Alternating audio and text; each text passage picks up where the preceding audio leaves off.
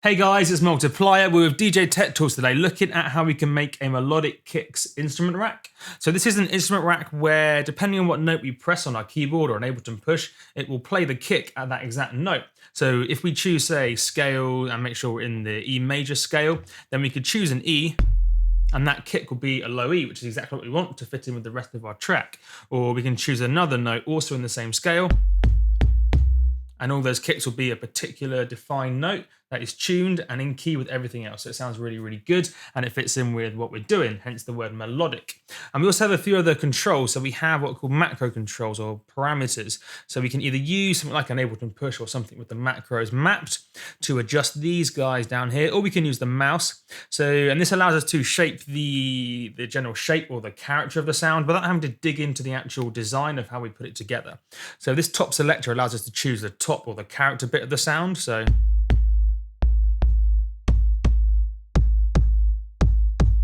you can see there's just 4 examples, but you can see how if you built up a big bank, you could have loads of different tops in there. And then you've got things like decay, sustain, release, and a bit of, say, reverb, dry wet for reverb, maybe a bit of driving, a bit of saturation. Gonna make it a bit more or less driven, and then a few other things like the balance between the top and the sub gains. So you can dial it all in without having to really open it up and see what's going on. It's really, really nice. And we can save that off as an instrument rack preset. And it's worth noting this preset or this instrument rack is also available to download in case you want it for yourself. But let's show you how it's actually put together. So how do we put this melodic kicks instrument rack together? So the first step is we need to choose a few kick drums with some really nice top end that we're going to use for the tops part of the actual instrument rack. So to do that, we need to find, say, 4 or as many kick drums as you like. I know that these 4 I've already used in this current project sound pretty good. So we're going to choose these 4 kick drums or bass drums, drag them out into empty clip slots in an empty audio track. And now we have these kicks on an empty audio track. What we can do is we can get Ableton Live to figure out what notes each one of those current kick drums is. Because when we then insert these as tops, even though the low end will be taken out, the mid and the top frequencies will still somewhat have a note associated with them. So a lot of those harmonics that are in the kick, even though they don't sound like a note, they're related to a particular note. So we need to tell Ableton Sample eventually what note each one of those kicks is. So to do that, there's a really cool thing you can do, although you will need Ableton Live 9 for this. And the way to do it is you right click and then you do convert melody to new MIDI track. And then we'll do this for each one of the kick drums. So what this does is it basically gets Ableton to have a look at the kick drum or the bass drum and then figure out what note it is without you having to work it out in a really fiddly advanced way. So as we go to this clip here, which is associated with this kick drum here, if we go over to the actual MIDI note that was generated, it says G0, which is a low G. So we can now name that clip command RG0, and then we'll do a similar thing for the other kicks. So this one is E0.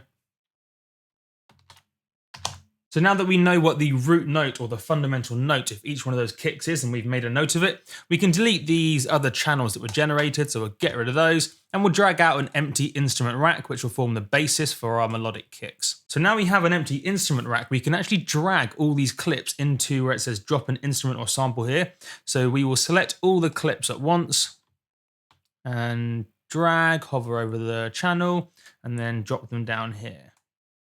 So if we click this little button over here, really small guy, this will show you exactly what's going on in the instrument rack, because instrument racks are pretty cool in the sense that typically when you've got just a normal instrument and a whole bunch of effects, everything happens in series. So one thing happens, then an effect happens, then an effect happens, and so on.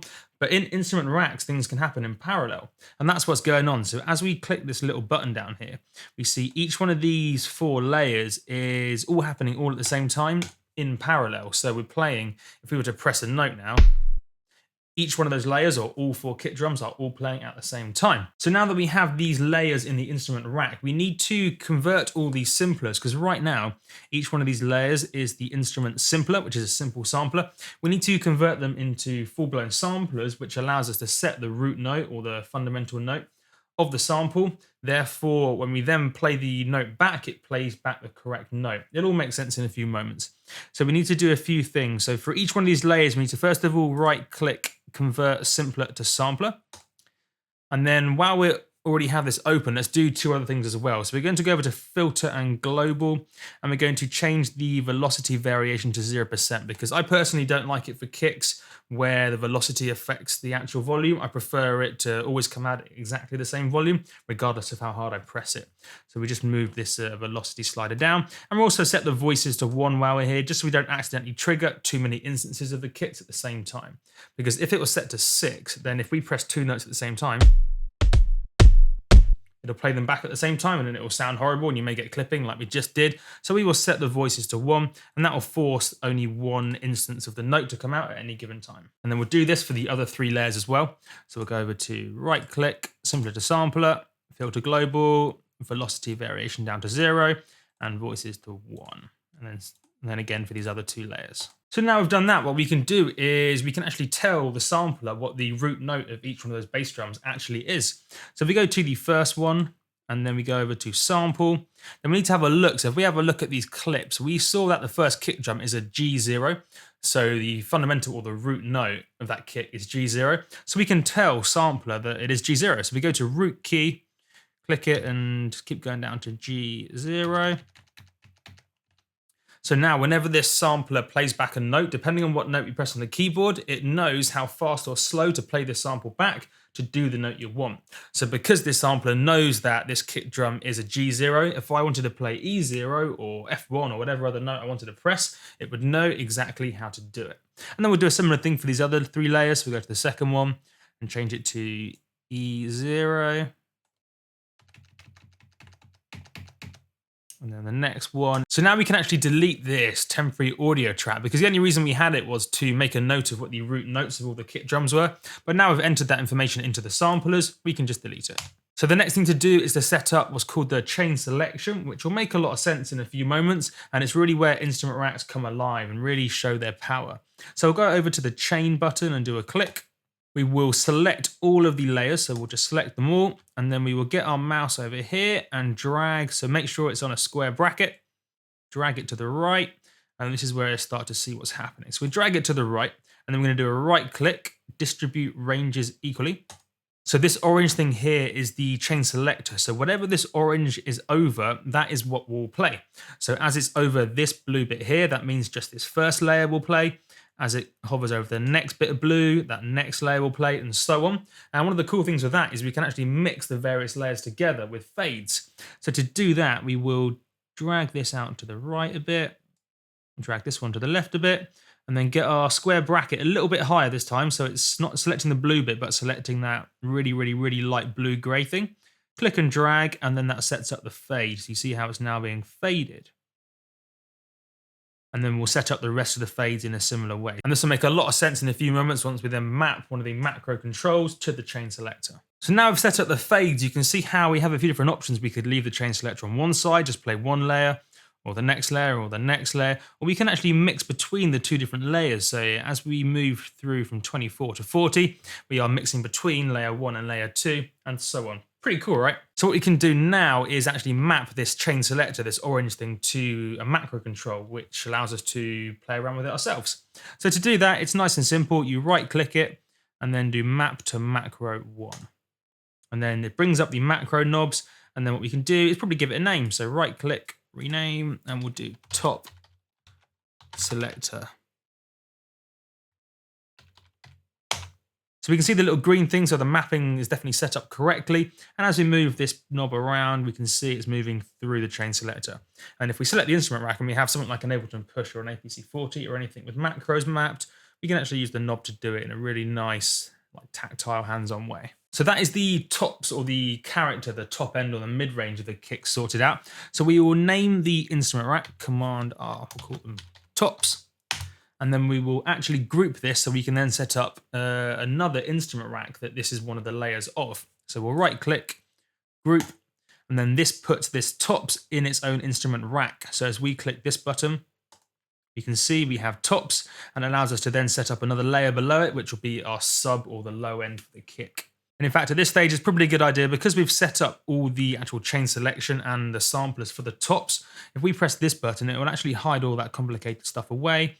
And then this one too. So we just have the top selector macro controls and we can focus in on exactly what we need for the next layer. So now the tops are sorted out, we can set up that lower layer beneath it, which is our sub-frequencies, which will be a really clean sine wave. So to do that, we'll use the Ableton instrument operator, which generates a really clean sine wave. It doesn't matter what we use, providing the instrument we use can generate a really clean, simple sine wave. So we'll drag it out into drop an instrument or sample here, and then let's name it so we don't forget. So we'll name it sub. And then what we have is operator, and by default, operator is a simple sine wave. So we can see just the one oscillator is on, and wave type is set to sine. So as we play a note, so you see how the top played, but as I'm holding it down, we're hearing that low end come through. So we know the operator is working. And then while we have operator, just like how for the sampler, we wanted to set up so we couldn't accidentally trigger two notes at once, let's set up operator in a similar way so we can't accidentally trigger two notes at the same time. Because right now, we can trigger lots at the same time, which gives us a weird effect we don't want. And in the case of kicks, you never play two kicks at the same time. So let's quickly go over to the bottom right tab and go voices and just change that to 1. It's a good habit to get into, especially for drums where you know you're not going to be playing 2 at the same time. Just change it to 1 and then you won't accidentally trigger 2 things at once. So we should probably now map the macro control from this tops layer to the main macros for this whole entire instrument rack. So we'll right click, map to macro 1, and then that maps this top selector to the macro knob for the whole instrument rack. Because remember, the tops is just one component of the main instrument rack. So essentially we have a nested instrument rack, but that's all mapped now. As I'm moving it around with the mouse, you can see the top selector as part of the tops is moving around, so the mapping is set up correctly. And while we're talking about tops, let's insert the EQ for the top layer now, since we're here. And what this will do is it will just cut out the low end, because we're actually creating our own low end from this sub layer from the operator, so we can just get rid of it in the case of the tops. Remember, when it comes to sub frequencies or bass, you never want to really layer them together. It doesn't work. So you only want one source of sub frequency happening at any given time. And we're creating that with the sub layer. Therefore, let's cut it out for the tops. So we'll go over to Audio Effects, EQ8, just drag it out on the tops layer. Notice how because we had top selected, that EQ8 is not affecting the sub layer, it's purely affecting the tops layer because we're in an instrument rack and things happen in parallel layers. So we'll go to EQ8. We will, for the first node, we will choose a steep high pass filter of 4 times and change the frequency to around 100, which will definitely cut the low end out, but leave enough of the tops there. So as I'm playing, if we turn off the sub layer, as I'm playing it through now, you should be able to hear. So we'll turn on the sub layer again now that we've double checked the tops are doing what we want. So now we have the basic kick set up. We do have the top end and the low end all playing at the right notes, but the problem is now it doesn't sound very good. So we need to make it sound a lot better and map a few macro controls at the same time, just so we can dial in the actual idiosyncrasies of the kick at a later date if we wanted to. So the first things to map will be the decay, sustain, and release of the sub or the low end. So to do that, we make sure we're on the sub layer by clicking. We'll go to oscillator A, and then we'll go to, so we see here we have decay, so we'll right click, map to macro 2. Sustain, right click, map to macro 3, and then right click on release as well, map to macro 4. And then we'll probably need to actually change them because they reset back down to the bottom. So we'll change decay to something like, I don't know, 4447. Sustain should be around, say, here, and then the release. And now, so for example, if I pull the release up to say 5 seconds, you can hear the release tailing off. Really useful for trap, a really long release. So we can play around with these settings to taste as and when we want. Really, really nice. I like that for now. And while we're here, let's rename these. So just get rid of the AE at the front, I think. And then what we can also do is map the gain or the relative volume levels of the top and the sub to more macro controls. So we can dial in how much top is coming through versus how much sub is coming through, again, at a later date. So to do that, it's in fact, if we have a look at these parallel layers, this gain parameter here is what we need to map. So we right click, map to macro 5, right click, map to macro 6, and then we'll definitely have to name these since it doesn't give us any clues. So we'll call it top gain, sub gain. And now what we can do is play around with the macros to balance how much top versus how much sub we actually want coming through. So this is really useful if you have an awful lot of tops, or you want to dial in how much. It's almost like a nicer way of EQing. Instead of EQing the higher frequencies louder, you can just adjust the top level with this gain parameter.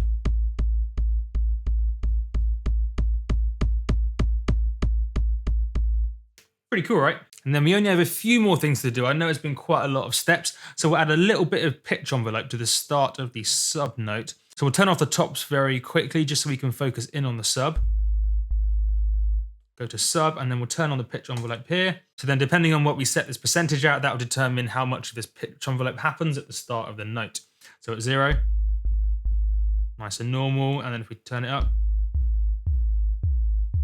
so you get that pitch down right at the start of the kick. Just gives it a little bit more punch, but I want it to be really subtle, so I'm going to leave it around, say 27%. That should do. We're getting all our attack and punch from the tops, so we don't need the actual sub to do too much punching. And then we must remember to turn on the tops layer again. So now we pretty much have our kick ready to go. We just need to add some effects. A lot of our macros are set up. We can choose between the tops, maybe balance it a bit. But let's add 2 effects that will really make the kick go from a really weedy, averagey thing to something pretty cool. So we're going to add a saturator first of all. And what that does is it adds in harmonics. It's a form of distortion or driving or coloring, lots of different words for it, or exciting is another word. And what it would do, if we play around with this drive, it will essentially make it louder and louder until it starts distorting. But what it will do is it will distort the sub frequencies that we've got from that sub layer and create harmonics that are related to it, which will make it sound thick and warm. So we'll set the output probably down to -6. You've always got to be careful with these because it can get quite loud quite quick. And then as we play with the drive,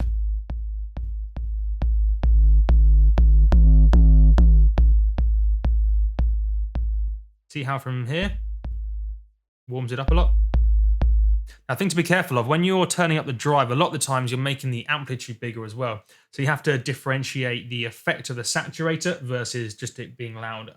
Because sometimes you can turn a knob and it can make it louder and it sounds better, but in fact it just sounds better because it's louder. So you really have to critically listen to what the effect is. So I think about, 11 or so is good for now. It's quite warm, it's thickened it up, but let's also add a reverb, which will put it in a real space and fill up the stereo image a little bit. So I think a pretty good reverb preset in Ableton for this case will be reverb, room, and bright room. And then we'll just dial in the dry wet.